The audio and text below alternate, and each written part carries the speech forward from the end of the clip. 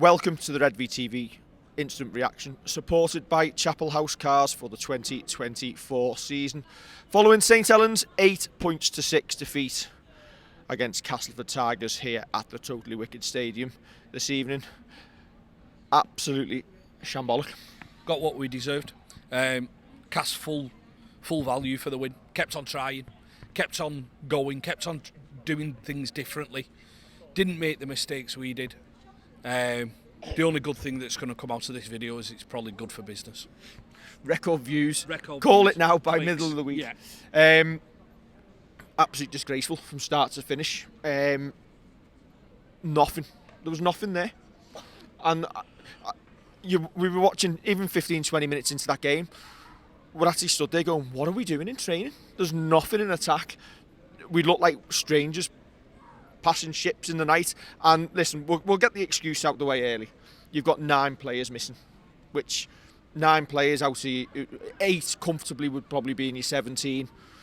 That said, the team that goes onto that pitch tonight should still have more than enough to get the victory there against that opposition. I was pining for the days of when we played that music whenever the ball went out to play. And I was hoping they'd bring that back to instill a bit of atmosphere into the stadium. You know it's bad when the crowd, you can hear the conversations. Yeah. But you're right that it was just incoherent, and everything we'd said about the Salford game, how the kick chase wasn't there, how it looked like the energy wasn't there, was just brought over into this week, and it just isn't good enough. It just wasn't good enough tonight. The team that's gone out there tonight, Sione's missed out. We believe he's got a bit of a neck injury. We've got a couple of debutants on the bench, Johnny Vaughan, Jake Burns.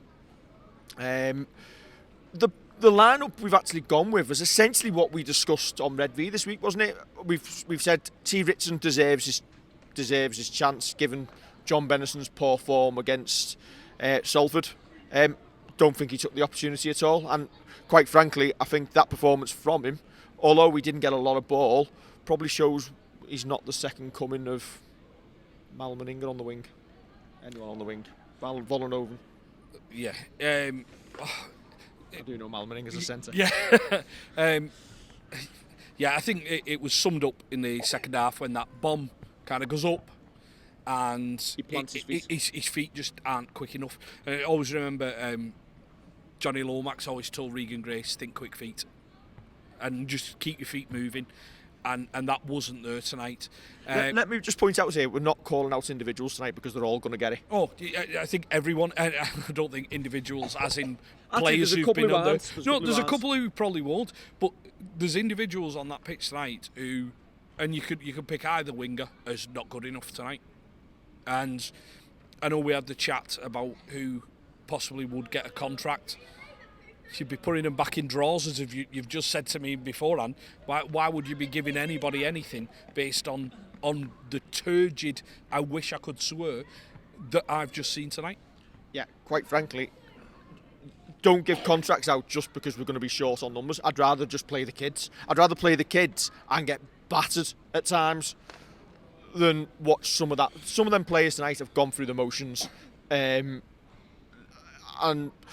I think it starts with the tactics, the coaching, and everything spills over onto the pitch. There's no shape at all. I don't like the way we use the interchange. Yeah. So, arguably, Noah Stevens has come on tonight and had the most impact. He's carried men forward. He's always found his front. Gets you a quick play of the ball. He comes on 5 minutes before half time. Comes on to start the second half, gets took off after 14 minutes with 26 minutes to go, and then sits on the bench for the rest of the game. We've brought Parzion back on. I don't think broke a tackle all night. In the meantime, because we're not rotating the forwards, and I think I said this at Salford, didn't I? George Delaney and Matty Lees, by the time 50-60 minutes come round in the game, I've got no impact whatsoever because you've used all the energy up. If you've got forwards on the bench, use them. Well, yeah, I can't disagree with it. We spoke about it. Obviously, different circumstances at Salford, where you've got the heat as a factor. But tonight, Jake Burns gave us a threat from dummy half. And he's one of the ones who isn't getting it, because as debuts go, he looked bright. But again, has he only come on to give James Bell that 5-minute break? Because I think he looked hurt. I know he's come back on, but there was no plan. There's no plan. I don't think we use, when we've got a young player, especially a back like Johnny Vaughan, and you've got him on the bench, it doesn't look like we're going to use them unless there's 5 minutes left in a game and you're 30 points up. Johnny can play second row as well, though. So bring him on then. Yeah, well, and that's where he's come on. But yeah, you've got to rotate it, because then you're expecting Sam Royal to do a big stint, who hasn't played much this year, and he's the one who's given us the only bright spark of that first half. Bring players on, especially when the players on the field aren't doing it. Yeah. There needs to be a more proactive approach. If you've got a couple of lads who are on the bench and haven't made a lot of appearances, then I've said it before, I'm no first team coach, but surely giving a lad 10 minutes before half time, 5 or 10 minutes after half time, it gives someone a big bulk of time off the pitch. You don't have to be a first team coach to look at the structures that we're playing with this season and say they're not the structures we've used in previous years. Or have we been found out a little bit and structures have changed and teams have found a way to defend and we've not adapted? Possibly. And listen, we're going on this one. We're sitting second, third in the league, are we at the minute? With Wigan to come next week, and then Warrington the week after. So all of a sudden you could be facing 4 defeats in the bounce. Because I tell you what, obviously you're going to obviously meeting up for a couple of pre-match beers. Yeah, I was going to say I'd start now, because it might take that. If that anywhere near that performance comes in next week, we are going to be absolutely annihilated and embarrassed. Yeah, listen. That's dross that we've seen tonight. That is absolute dross. We're not sitting ninth. This season, we have had good performances. The only issue is we've thrown in too many un-Saints-like performances. That's the thing. We've not thrown in... Not every game has been un-Saints-like. We started this season well.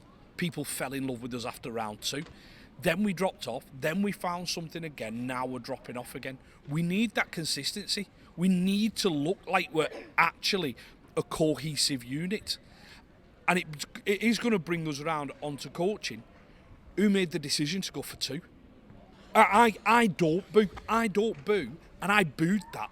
Because it stinks. It's an absolutely horrible... You're 4-0 up and you get a penalty on the opposition try line. Arguably, we took the 2, and that gave Cass the initiative and the field position, and 5 minutes later they go down the other end and Insigne is scoring out wide. Lovely try as well. Great try from him. Absolutely lovely. But it just... Surely it tells you something when the entire stadium booed the decision to go for 2. Yeah. It's nonsensical. It is. It really is. It's horrific. It's an absolutely horrific decision. And if that's come from the bench, they've got to wear that. They've got to wear whatever comes on social, not the abuse. But if you're coming up with criticism that doesn't cross that personal abuse line tonight, then they've got to wear it. They've got to, because it was just absolutely unbelievably bad to watch. I mean, I'm not having a go at fans as such here, but it was flat from the get-go. So even we were flat as a set of fans. Yeah. But I think you could hear the conversations. Yeah, you can. Murmurings. Yeah. It sounded like when you're watching Wimbledon between. There was no champagne corks. Is it between sets? What's between games? Between games. And I'm not tennis aficionado here. I'm not putting that performance. I'm not trying to lay it at the fans' doors. But I think there's little bits of that we can take away from every single bit of the club. If anything could go wrong tonight, it went wrong. It was a flat atmosphere, but the players on the park didn't give us anything to get up about until we get in the last 20 minutes and we start throwing it about, and some people have put their hands on the wrong way. Fair play to the team at the end. They did come round. Yeah. And you know what? Some clapped, some give the players what they thought of them. And after a performance like that, I think as a professional rugby league player, sometimes you've just going to have to realise that's a fan's right and stand there and take it. Did witness number 7 giving it back to fans, and I've tweeted it because listen, I've watched it, I've seen it. You can't do that. If you've put in a stinker of a performance, and I know he gets stick. He gets pelters, which are beyond what he deserves. What he should. Yeah. But after that performance, it was deserved across the board, and then he's give it back to the crowd. And as Kyle Eastman will tell you, that's never going to end well at this club, is he? It's a good job he is at playing German football. Because you think of their ultras who stand behind the goal and give it to him, and they've just got to take it. I'm not saying anybody has to take abuse. If it's personal abuse, it's out of order. If you're giving someone... And I will say, listen, I've not heard what's come out from the crowd, but sometimes you've just got to walk away, haven't you? If it's criticism of your performance, you've just got to step away from it. He's going at the end of the season, and it's one of them that some fans will think, well, he doesn't care because he's got his contract down under. He's got to put it right on the pitch, because otherwise, why don't you stick with Clark and Burns as your 9th for the rest of the season and put them by in the... If that's what we're going to get performance-wise. I'm not saying personally, like as in Lewis Dodd personally, I'm saying if that's what we're going to get from a performance, you might as well give someone a go. See if they sink or swim. The issue with playing loads of kids at once is how many tend to come through at once, how many tend to stick as first team players. It's probably a higher percentage in rugby league than it is in, say, football. I think the argument can be is, though, you've got seasoned pros there who are stinking the place out, and they're keeping young lads out of the team. Like, Johnny Vaughan's got, 10-15 minutes tonight? He's not in Swinton's 21. So he's missing out on game time and development time. If you're going to have him in the team, and I think we need to potentially look at what Wigan do. Wigan bring young players in, and they just give them the head and throw them in. Maybe, listen, I'm not a Wigan expert, but it looks to me like Jay Field is out, is it Farriman they've brought in, and they've given the 80 minutes and just gone with it. That's probably because it's the right time. I commented back to someone on Facebook this week because they were saying that 2 players were ahead of the where they should be their development. A third, actually. One was Will Roberts, who's just come back from 10 months out. You're not throwing him into the first team. 2 others were Harry Robertson and George Whitby. You're not throwing him into the first team because they've only just gone full-time. Especially when they played this week. Yeah, they've just gone full-time. You're not throwing him in. What's the point of having Johnny Vaughan? The ones on the fringes. On the fringes. Sambu, people like that. Johnny Vaughan's been out, played loads of games out at Swinton. He's in and around the 21 every week. Are you just waiting to a situation where you've got to throw him in for the full 80 minutes? You've got to blood these players. I don't disagree with you, and it looks more and more as we get more and more performances like that the time becomes now to do it. But you've got to do it right, and because you have a look at, say, usually you'd be going and people would be picking out the likes of Sam Royal and the likes of Ben Davies, who have done absolutely nothing wrong. So that was exactly what I was about to say to you then. So the likes of Sam Royal and Ben Davies get the pelters from fans on social media, everywhere, because they're not starting 17 players, not first team 17 players when everyone's fit, which is fair enough. They were 21 and 22. Yeah. And they wear the squad numbers for a reason. But you know what? They've come in tonight. We've got 9 injuries. They've come in and they've started tonight, and they are not the players who've let you down. Yeah. They've performed at their level. You can argue what their level is, but they've not performed below it. They've given it all. And do you know what? I'd take that over some of them performances tonight where, I'm sorry, they wilted away. Yeah. There's no backbone to it, was there? It's a disappointing night, Dave. And there's no words that I can actually say on here without getting yellow and red cards to convey how frustrated, how disappointed I am with that. We pay our money to come and watch this club, and you've got to take the rough with the smooth sports-wise. I think sometimes, just when you have performances like that, you come away from it and you think, that was horrific is the word I'm going to stick with. And do you know what? We were discussing on the show this week the state of play, and we were looking at all the contracts for 2025, and we discussed Paul Whelan's coaching. Now listen, I am not going to say you reward a contract or you get rid of someone based on a performance, on a single performance. And as we started the show by saying, we've had 9, we've got 9 players out. Are we a different team with them 9 players back in? 8, 9 players? Yeah. Arguably, yes. But when you see something like that on the field, that is arguably our worst performance for me since the 14-all game against Huddersfield Giants 7 years ago, and that finished Kieran Cunningham off. That was that bad tonight. It was abysmal. I find, I'm somebody who said I would have given Wellens a new deal.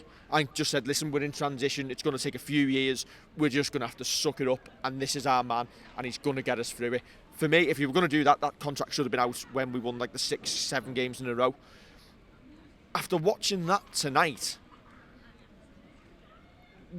how would you present the arguments if the contract gets slid back in the drawer for now and we hold off? Yeah. I find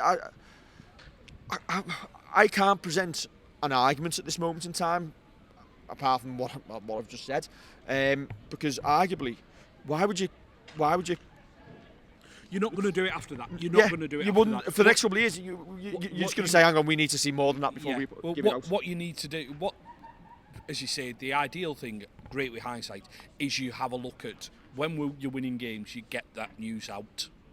So even if that's what you're going to do, if that's what you're going to do, you don't leave it, and then get backed into a corner where we end up either sliding down the league or not quite getting through the semi-finals and having to go to Catalan again or something like that. If we go worst case scenario here and we get battered at Wigan next week, and then we get battered at home against Warrington, and they've just won 48-0 tonight, Warrington, the noise is going to be deafening. Yeah, it is, and you can't blame people for that. And at that point, it's not knee-jerk, is it? No. Well, and there is a bigger picture. There is a bigger picture of how the season's gone. But people, and listen, we do it after every single game, where you have a look in isolation at a performance without necessarily remembering everything else that has gone on, can go on. But we've had 2 weeks since we've seen an absolute shocker. Well, not a shock. I really. Well, listen, they've all had a week. They've all had a week's holiday. Which, listen, the international was there. You've got to give the players a break. I've seen people having a go saying they've been on holiday. Listen, you've got it's booked holidays. I'm not bothered about the holiday bit. But when they've come back, it looks like we've kept the flip-flops on. And the one thing I don't want to hear is, well, we came back and we got them into tough training. Did you? When? For an hour? It just wasn't good enough.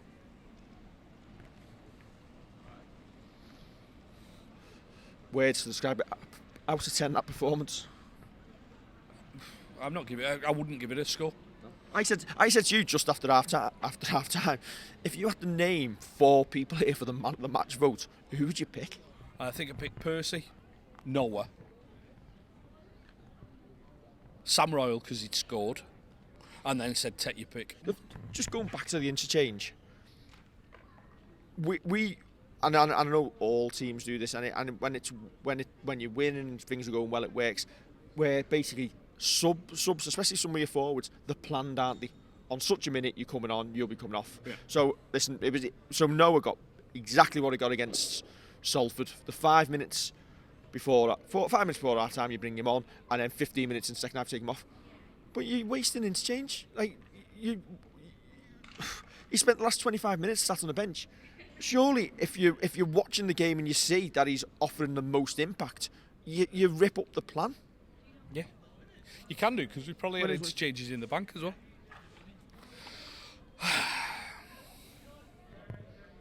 There's probably so much more we could go into here. Yeah.